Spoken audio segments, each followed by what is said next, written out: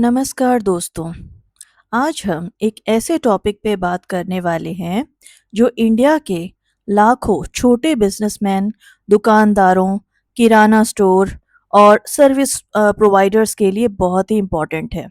वो है composition scheme under GST. अगर आप एक छोटा सा बिजनेस चलाते हैं और सोचा है कि जीएसटी कंप्लायंस बहुत ज़्यादा कॉम्प्लेक्स और टाइम कंज्यूमिंग है, तो ये लेक्चर स्पेसिफिकली आपके लिए ही है। इस प्रेजेंटेशन का टाइटल देखिए, composition scheme under GST a complete guide. Is it better than regular GST? यही सवाल आज हम मिलके आंसर करेंगे। और जब जवाब सिर्फ हाँ या नहीं नहीं होगा, हम डिटेल में समझेंगे कि कब बेटर है, कब नहीं, और किस टाइप के बिजनेस के लिए ये स्कीम सही फिट है। पहले थोड़ा बैकग्राउंड समझते हैं। जब जीएसटी जुलाई 2017 में लॉन्च हुआ, तो बहुत सारे छोटे बिजनेसमैन परेशान हो गए। उनके लिए मंथली रिटर्न्स फाइल करना, हर परचेज और सेल का डिटेल्ड हिसाब रखना, इनपुट टैक्स क्रेडिट क्लेम करना, ये सब करना जेन्युइनली मुश्किल था। एक छोटा किराना स्टोर वाला जो पहले सिर्फ अपनी दुकान चलाता था, उसे अचानक एक अकाउंटेंट की जरूरत आ गई। एक दर्जी जो महीने में 3 से 4 लाख कमाता था, वो जीएसटी कंप्लायंस के बोझ से घबरा गया। इसलिए गवर्नमेंट ने एक सोल्यूशन निकाला, कंपोजिशन स्कीम। आज हम इस स्कीम को बिल्कुल जीरो से समझेंगे, slide bye slide, example by example. इस प्रेजेंटेशन में हम देखेंगे कि ये स्कीम क्यों बनाई गई, कौन ले सकता है, टैक्स रेट्स क्या हैं, क्या रेस्ट्रिक्शंस हैं, और आखिर में एक ऑनेस्ट कंपैरिजन भी करेंगे रेगुलर जीएसटी से। तो चलो सीधा काम की बात पे आते हैं।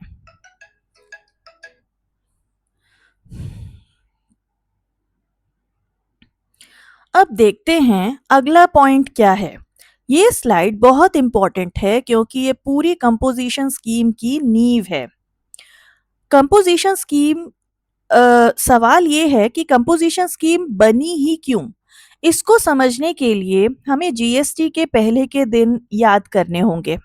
यहाँ एक इंटरेस्टिंग बात देखने को मिलती है। जब जीएसटी 217 में आया, तो एक ही सिस्टम में सबको फिट करने की कोशिश की गई। बड़े कंपनीज, मल्टीनेशनल कॉरपोरेशंस, छोटी दुकान, सबके लिए सेम रूल्स। पर छोटे बिजनेसमैन के लिए ये जेन्युइनली मुश्किल था। स्लाइड में देख रहे हो, लेफ्ट साइड में एक परेशान बिजनेसमैन है, सर पे हाथ रखे कागजों के ढेर के साथ। वो वो फीलिंग रिप्रेजेंट करता है जो लाखों छोटे बिजनेस ओनर्स फील करते थे। तीन बड़ी प्रॉब्लम्स थी। पहली, छोटे बिजनेसेस कॉम्प्लेक्स जीएसटी रूल से स्ट्रगल कर रहे थे। हर परचेज पे एचएसएन कोड ढूंढो, हर सेल पे सही टैक्स स्लैब लगाओ, इनपुट टैक्स क्रेडिट का हिसाब रखो। ये सब एक छोटे ट्रेडर के लिए बहुत ज्यादा था। दूसरी, फ्रीक्वेंट रिटर्न्स और इनवॉइस रिक्वायरमेंट्स ने बर्डन बढ़ा दिया। रेगुलर जीएसटी में GSTR 1 monthly, GSTR 3B monthly, मतलब मिनिमम 24 रिटर्न्स साल में। एक छोटा दुकानदार इतने रिटर्न्स कैसे भरे बिना प्रोफेशनल अकाउंटेंट के? तीसरी और सबसे इम्पोर्टेंट बात, गवर्नमेंट को समझ आया कि अगर छोटे बिजनेसेस को इस सिस्टम में रखना है, तो उनके लिए एक अलग सिंप्लीफाइड रूट बनाना होगा। इसी प्रॉब्लम को सॉल्व करने के लिए कंपोजिशन स्कीम डिजाइन की गई। स्लाइड में राइट साइड देखो, वही बिजनेसमैन अब कॉन्फिडेंट खड़ा है, चेकलिस्ट कंप्लीट है, टेंशन नहीं है। यही ट्रांसफॉर्मेशन कंपोजिशन स्कीम लाती है। अब देखते हैं कि इस स्कीम में कौन कौन आ सकता है। अब बात करते हैं कंपोजिशन स्कीम किन लोगों के लिए बनाई गई है। ये स्कीम 3 कैटेगरीज के बिजनेसेस के लिए अवेलेबल है, और हर कैटेगरी की एक टर्नओवर लिमिट है, जिसके अंदर रहने पे ही ये स्कीम चूज की जा सकती है। पहली कैटेगरी है गुड्स ट्रेडर्स और मैन्युफैक्चरर्स। इस स्लाइड में क्लियरली लिखा है अप टू रुपीज 1.5 करोड़ यानी 1.5 करोड़ टर्नओवर। अगर आप कोई चीज बनाते हो या खरीद बेच करते हो और आपका एनुअल टर्नओवर 1.5 करोड़ तक है तो आप कंपोजिशन स्कीम ले सकते हो। चलिए इसे एक एग्जाम्पल से समझते हैं। रमेश भाई जयपुर में किराना स्टोर चलाते हैं। उनका टर्नओवर रुपीज 80 लाख है। वो ट्रेडर्स हैं और टर्नओवर लिमिट के अंदर हैं, तो बिल्कुल एलिजिबल हैं। दूसरी कैटेगरी है रेस्टोरेंट। रेस्टोरेंट के लिए भी लिमिट है 1.5 करोड़, सेम एज ट्रेडर्स। एक ढाबा या छोटा रेस्टोरेंट जो लोकल एरिया में खाना सर्व करता है, उसका टर्नओवर ज्यादातर इस लिमिट के अंदर ही रहता है, इसलिए रेस्टोरेंट के लिए भी ये स्कीम अवेलेबल है। तीसरी कैटेगरी है सर्विस प्रोवाइडर्स, और यहाँ एक इंटरेस्टिंग बात देखने को मिलती है। सर्विस प्रोवाइडर्स के लिए लिमिट गुड्स ट्रेडर्स से आती है आधी है, सिर्फ 50 लाख। मतलब एक फ्रीलांसर, कंसल्टेंट या छोटा सर्विस प्रोवाइडर जिसका टर्नओवर 50 लाख तक है, वो इस स्कीम में आ सकता है। अब सवाल ये उठता है, अगर कोई बिजनेस दो कैटेगरीज में आता हो, जैसे मैन्युफैक्चरिंग भी करता है और सर्विसेज भी देता है, तब क्या होगा? ऐसे मिक्स्ड बिजनेसेस को केयरफुली अपनी प्राइमरी एक्टिविटी आइडेंटिफाई करनी होगी और उसी कैटेगरी की लिमिट अप्लाई होगी। एक इम्पॉर्टेंट कंडीशन, सिर्फ एक स्टेट में ऑपरेशंस होने चाहिए। अगर मल्टीपल स्टेट्स में बिजनेस है तो हर स्टेट में अलग रजिस्ट्रेशन होगी। अब देखते हैं इन एलिजिबल बिजनेसेस के लिए टैक्स रेट्स क्या हैं।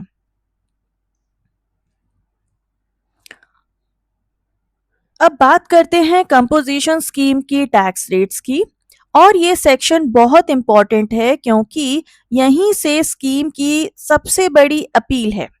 इस स्लाइड में तीन कैटेगरीज और उनकी टैक्स रेट्स क्लियरली दिखाई गई हैं। मैन्युफैक्चरर्स और ट्रेडर्स के लिए टैक्स रेट है सिर्फ 1%, यानी उनके टोटल टर्नओवर का 1%। सोचो रमेश भाई को उनका टर्नओवर है 80 लाख। अगर वो कंपोजिशन स्कीम में हैं तो उन्हें भरना पड़ेगा सिर्फ 80,000 रुपीज पर ईयर, यानी हर मंथ सिर्फ रुपीज 6667। इसी कॉन्सेप्ट को और क्लियरली समझने के लिए रेगुलर जीएसटी से कंपेयर करो। वहां उन्हें हर परचेज और सेल पे 5% या 12% या 18% के हिसाब रखना पड़ेगा और नेट लायबिलिटी काफी ज्यादा हो सकती है। 1% बहुत ही सिंपल और मैनेजेबल है। रेस्टोरेंट के लिए रेट है 5%, थोड़ा ज्यादा, इसलिए क्योंकि रेस्टोरेंट खाना बनाते हैं। रॉ मटेरियल खरीदना, स्टाफ रखना, इलेक्ट्रिसिटी, कुकिंग, सब मिलाकर उनकी ओवरऑल एक्टिविटी ज्यादा इन्वॉल्व है। 5% रेट उनके लिए फेयर है और रेगुलर जीएसटी से काफी सिंपल। अब सर्विस प्रोवाइडर्स के लिए रेट है 6%। यहाँ एक इंटरेस्टिंग बात देखने को मिलती है। सर्विस प्रोवाइडर्स के लिए ना सिर्फ टर्न ओवर लिमिट कम है यानी कि 50 लाख, बल्कि टैक्स रेट भी ज्यादा है। ऐसा क्यों? क्योंकि सर्विसेज में जनरली इनपुट कॉस्ट कम होती है।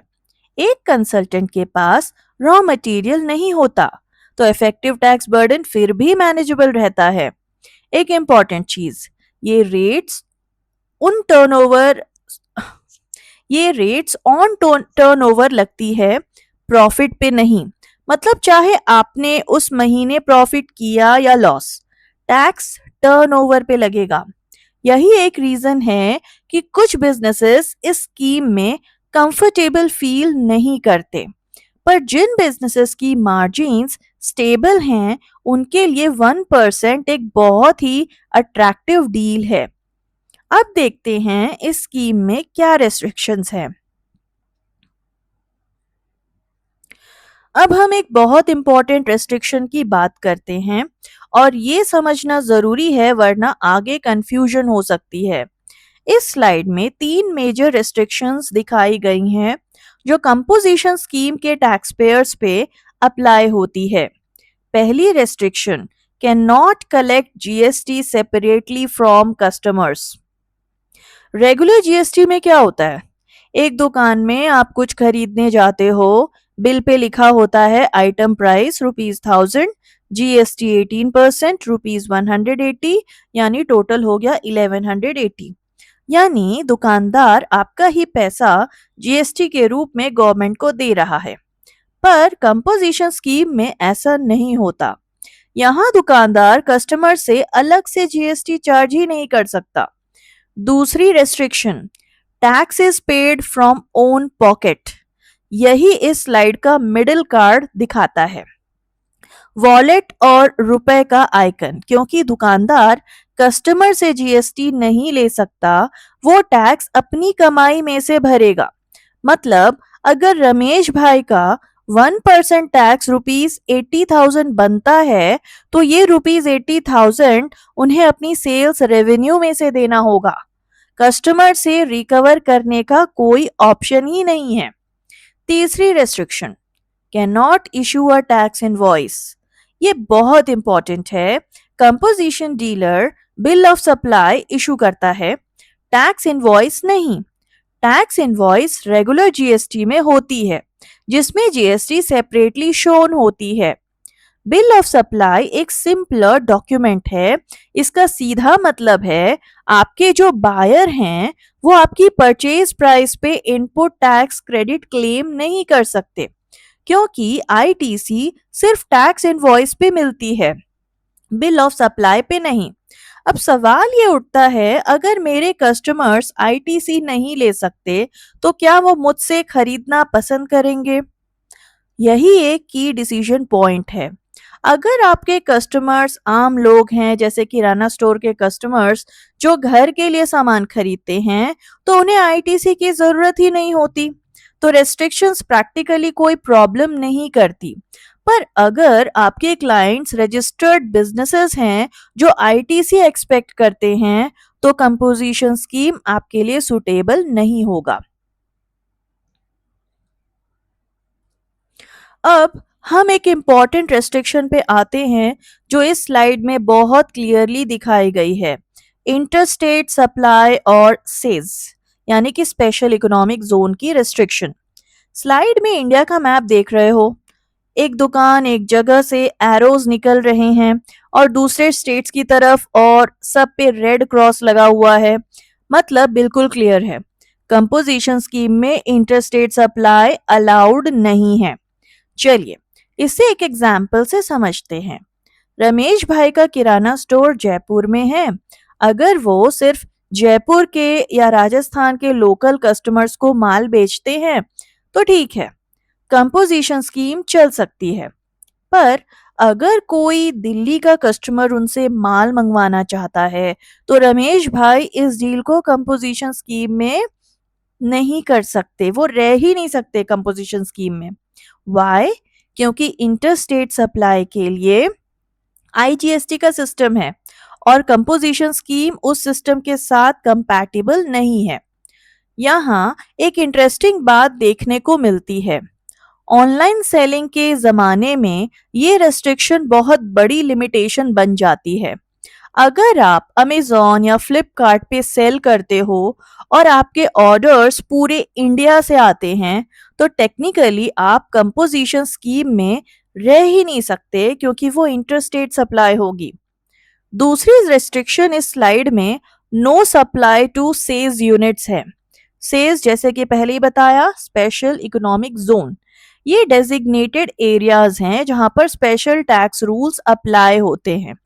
कंपोजिशन स्कीम के टैक्स पेयर सेज यूनिट्स को सप्लाई नहीं कर सकते।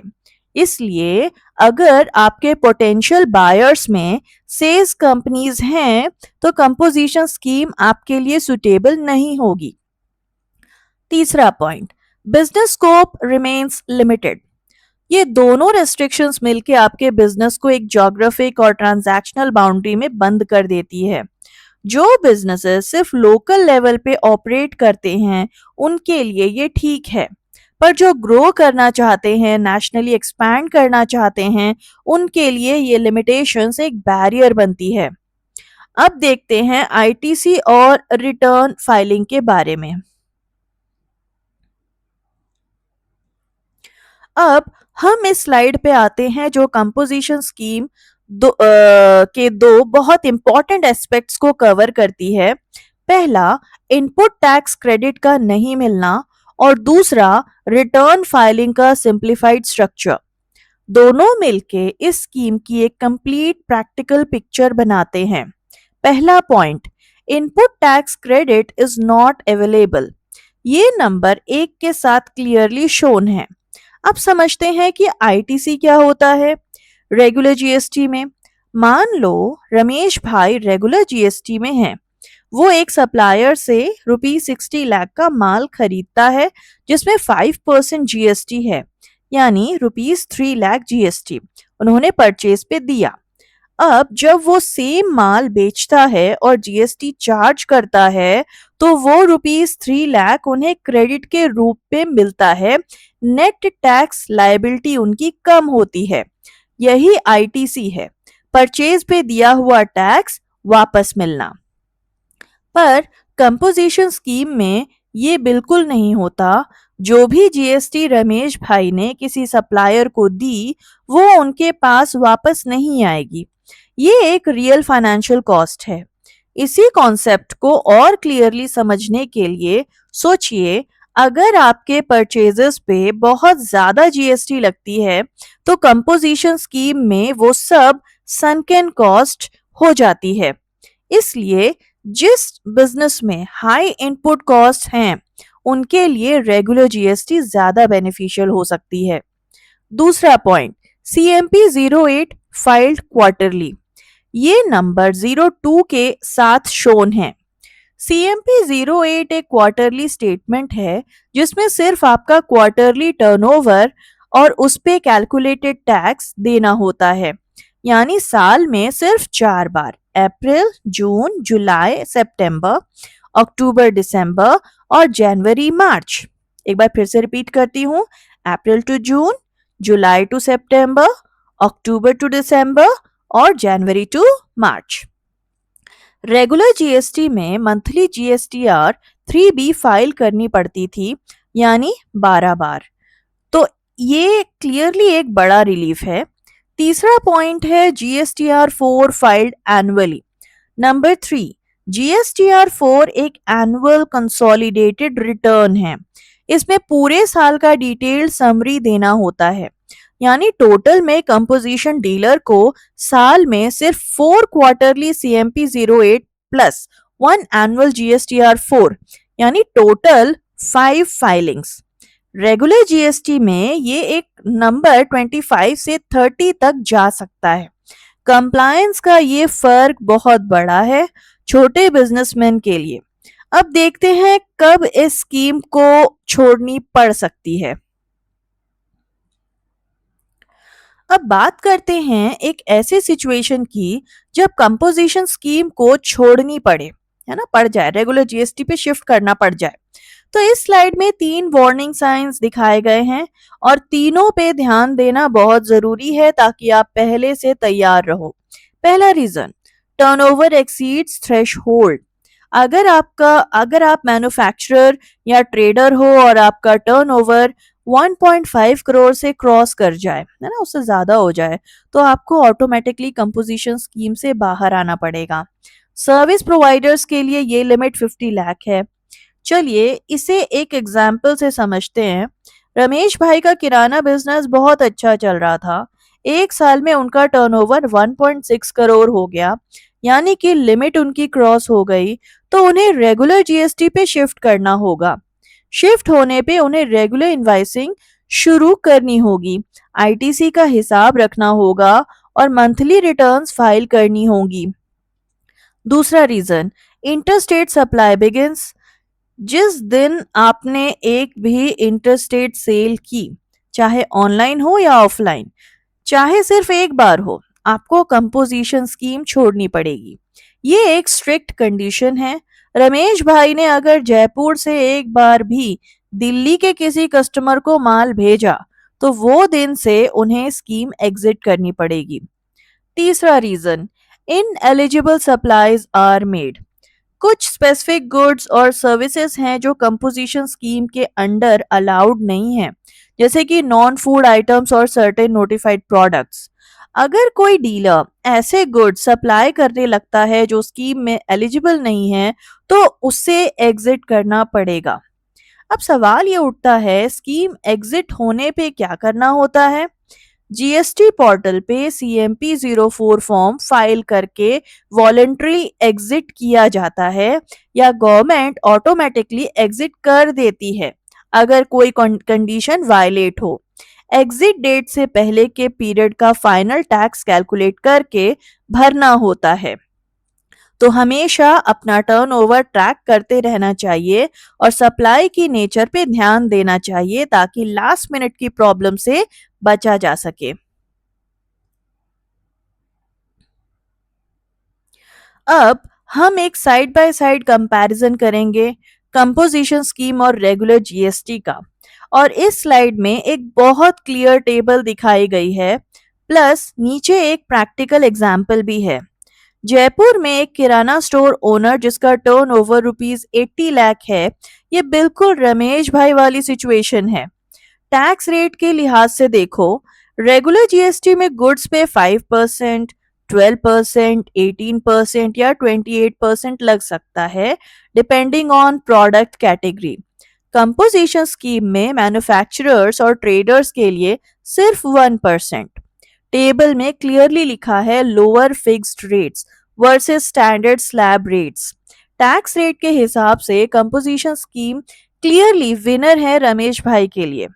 कंप्लायंस बर्डन, टेबल कहता है कंपोजिशन में लोअर कंप्लायंस और रेगुलर में हायर कंप्लायंस।